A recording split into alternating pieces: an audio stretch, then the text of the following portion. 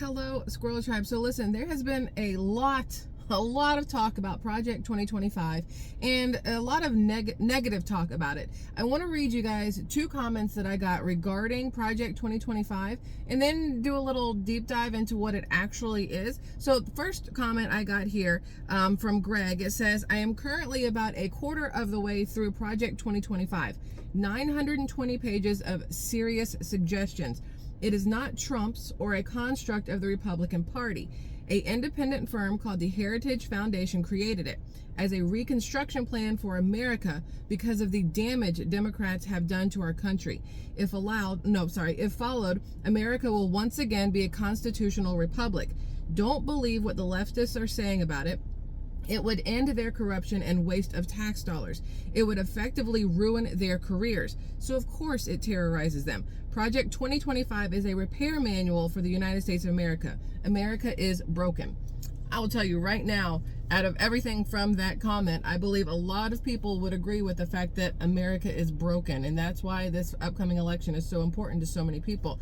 Now, this other comment that came through, it reads, I started reading Project 2025 because I wanted to see for myself what it said. So far, there is nothing horrible in it, and it is basically suggesting the power be returned to the people and government be reduced. Also, this is not for a Republican president. It is a proposal for the next president, Republican or Democrat. In fact, the founder of the Heritage Foundation stated in an interview that he submitted the proposal to the Biden administration, who rejected it. Trump has not stated whether or not he will accept the proposal, as he has Agenda 47. So again, two comments that came through that I thought were worth hearing, that we all needed to really be aware of, because there is a lot of talk about Project 2025. Now, Project 2025 has its own website, project2025.org. I've got it here. I'm pulling it up for you right now. And I'm just going to give you like a little synopsis of what it says. Of course, you could look it up for yourself, but since we're here and I've got it. So according to this, Project 2025 Presidential Transition Project. Again, it does not state it's for a Republican or a Democrat. It just says presidential transition, meaning from this president to the next, whoever that may be. Now, according to this, building now for a conservative victory through policy, personnel, and training. Well, conservative would give the thought process that it's more made for a Republican, because Democrats aren't very conservative, which seems to be the problem with the country these days. Now, the actions of liberal politicians in Washington have created a desperate need and unique opportunity for conservatives to start undoing the damage the left has wrought and build a better country for all Americans in 2025. Again, a Democratic president could take this Project 2025, especially if they agree that the Democrats so far have gone too far left, that they have taken the country in a direction that even they don't like. Not all Democrats are as far left as our country has gone, just like not all Republicans are as far right as some Republicans. We have to keep that in mind, right? It's not just as one box for each. There is a spattering of a little bit of everything in each side. I hope that made sense. It is not enough for conservatives to win elections. If we are going to rescue the country from the grip of the radical left, we need both a governing agenda and the right people in place ready to carry this agenda out day one of the next conservative administration. This is the goal of the 2025 Presidential Transition Project. The project will build on 4 pillars that will collectively pave the way for an effective conservative administration: a policy agenda, personnel, training, and a 180-day playbook. The project is the effort of a broad coalition of conservative organizations that have come together to ensure a successful administration begins in January 2025. With the right conservative policy recommendations and properly vetted and trained personnel to implement them, we will take back our government. The 2025 Presidential Transition Project is being organized by the Heritage Foundation and builds off Heritage's long-standing mandate for leadership, which has been highly influential for presidential administrations since the Reagan era. Most recently, the Trump administration relied heavily on Heritage's mandate for policy guidance, embracing nearly 2/3 of Heritage's proposals within just 1 year of office. Now, I'd like to point out, of course, we don't like the word mandate. It's not our favorite word, given what's happened in the last few years. But also, people are talking about how much better the country was under Trump in 2016 to 2020, right? Well, it says right here that the Heritage Foundation supplied him with a mandate for leadership, and he implemented 2/3 of what they had designed, I guess is the right word, within the first year of his term in office.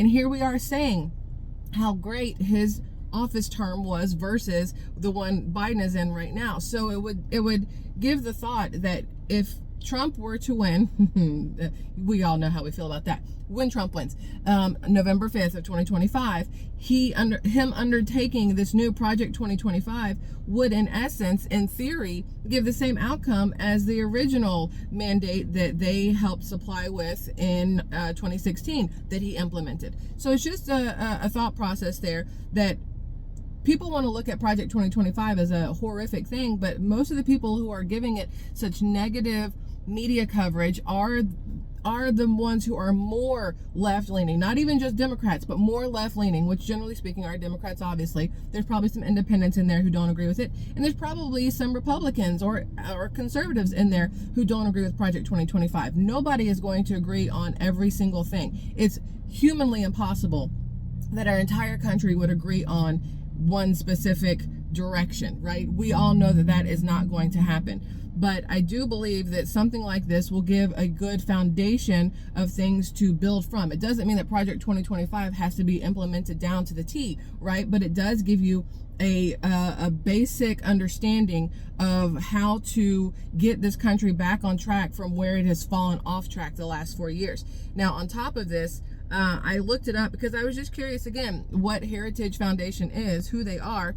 And according to heritage.org, which is their website, if I could pull up their website, they have a lot of stuff on there, just so you are fully aware. And it says, join the fight for America's future. Our country depends on it. Again, it doesn't say become a Republican. It doesn't say denounce Democrats. It doesn't say the right is amazing, the left is trash. It just says, join the fight for America's future. Our country depends on it. Whether you are left or right, Democrat, Republican, independent, undecided completely, our country's future does depend on what happens on November 5th. And that is something we all need to keep in mind.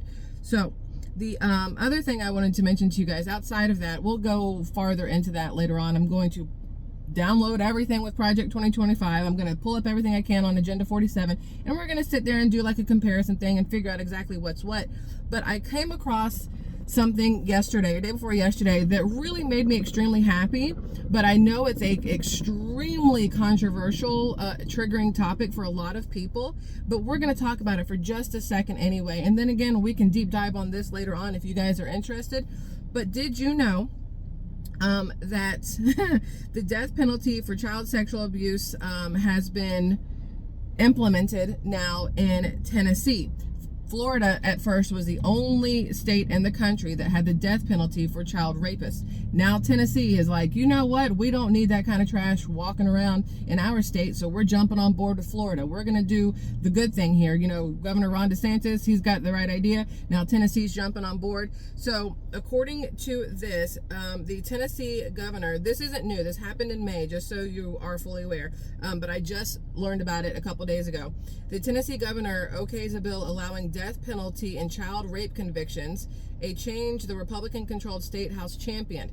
I think that the reason this is controversial to a lot of people is the death penalty for a lot of people is a huge no-no. The same people who want abortions illegal and basically outlawed are the same people, in theory, who also don't believe in the death penalty. But of course, that is a completely different topic. Abortion, death of a child or a fetus who has done nothing wrong, versus death penalty for someone who has physically harmed a child purposefully, an evil, sick, disgusting human being. I can see how people will say no to one and, heck yes to another one. And it is a very interesting topic because I feel like in the future you're going to have bills or not Republicans, representatives of whatever side that are going to try to put abortion and death penalty into the same slot when it comes to what they're championing for or what they're against, because they do both have to do with the death of a person. And in theory, if you are not okay with one, you shouldn't be okay with the other. And if you are okay with one, you should be okay with the other. That's how a lot of people think. But again, it's a slippery slope. It is a double-edged sword. It is whatever little metaphor you want to throw in there. But I will say that I personally am 100% on board with what Tennessee and Florida have done when it comes to child rapists, because there's no reason at all for somebody who will go that far to ever see the light of day again. Personal opinion, nobody has to agree with it. That's perfectly fine. My opinion will not be swayed if you do not agree with me. I 100% back what Tennessee and Florida have done when it comes to child rapists. I just wanted to share that with you guys for knowledge purposes, because there could be more states who jump on board with what Tennessee and Florida have done in passing this with, the death penalty now allowed. Because previously the death penalty was only allowed for, oh, I lost my little note. So let's see, what crimes get death penalty? Let's see. No, y'all work with me here, because I'm trying to Google at the same time we're sitting here, because I did not save it, because I'm not always the smartest. Okay, no, go. Return, enter, go. The death penalty can only be imposed on defendants convicted of capital offenses, such as murder, treason, which is interesting, genocide, or the killing or kidnapping of a congressman, the president, or a Supreme Court justice. Anything else would not get you the death penalty, right? Well, now, again, Tennessee and Florida both have now added child rapists, convicted child rapists, to ones that would be a capital offense and get the death penalty. I can see where people would have an issue with all of it, because how do you prove for a fact that someone is guilty? Because there have been numerous times where somebody's been found guilty and it turns out that new evidence or old evidence has come into light and they have been overturned, and you would hate to kill somebody who didn't actually do something wrong. But I feel like if there is, without a shadow of a doubt, proof that somebody has harmed a child, off with their head. You know what I'm saying? So that's that. I just want to bring it to your attention again, because I think these are things we all need to be aware of, because maybe it'll affect where you move to in the future. Maybe it'll determine that you leave one of those states. You just never know. But I think it's important to know the things that are changing state to state with the laws and the things they allow and don't allow. So, SquirrelTribe, I love y'all immensely. Again, I would love your comments, your thoughts on Project 2025, and what you think about the fact that Trump's already implemented from Heritage Foundation their previous mandate, and what he could do in 2024 through 2028 with that. And then your thoughts on Tennessee joining in the ranks with Florida for the death penalty. So I love y'all immensely, and I'll see you on the next one. Bye.